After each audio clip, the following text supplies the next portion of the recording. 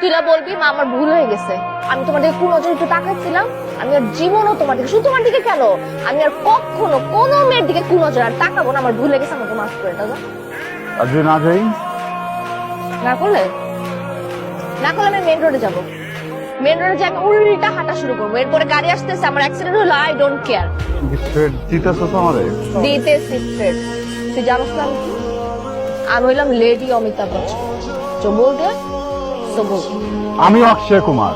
जो मैंने ही बोलता हूँ वो मैं डेफिनेटली करता हूँ।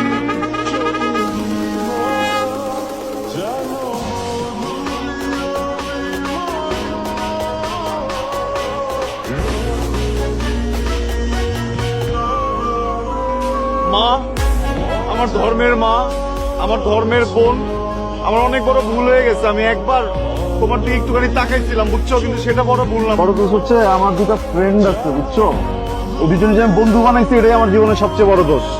অনেক বড় ভুল করে ফেলছি মা, তুমি আমাকে মাফ করে দাও। আমি বুঝলাম না কেন তুমি মাফ চাইতেছি বলছো না, মাফ বলছো? হ্যাঁ, মাফ চাইতেছি না, মাফ করো।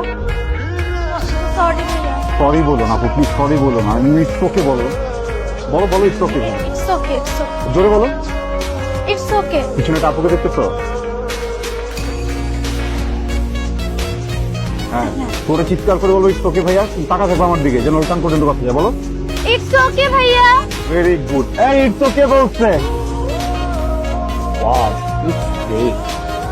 দোস্ত, এরকম পাহাড়ের মতো একটা মানুষের তুই এমনি শোয়াই দিলি কেমনে কি?